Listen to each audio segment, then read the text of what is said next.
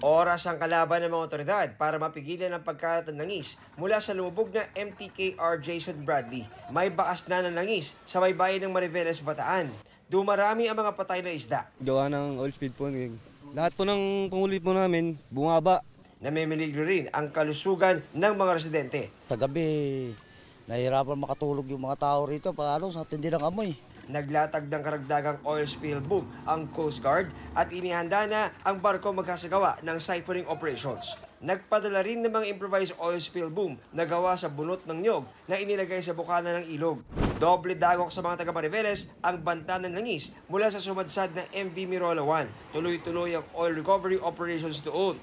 Nangangamba naman ang mga taga Limay Bataan dahil posibleng abutin pa ng 2 linggo bago masimulan ang paghigop ng langis mula sa lumubog na MTKR Terra Nova. Kailangan palitan ng bakal ang canvas na pinantapal sa mga valve ng barko. Pasadya ang paggawa sa metal capping na tatagal ng 1 linggo na ganoon din katagal ang pagkabit. Pagkatapos, doon pa lang pwedeng simulan ang siphoning operations. I would like it to be a little faster. The more time that we give to our salvor, we are certain about the things that we are doing. Hindi po tayo nagmamadali.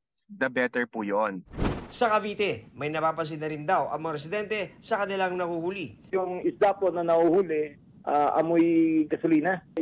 Na mga abogado namin ay pinag-aaralan. File po kami ng class action lawsuit. Sa Bulacan naman, na napaulot na damay sa oil spill, nang huli ang before ng isda. Wala naman daw silang nakita problema, kaya niluto nila at kinain ito. John Consulta, nagbabalita para sa GMA Integrated News.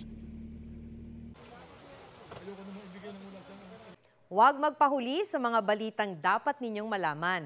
Mag-subscribe sa GMA Integrated News sa YouTube.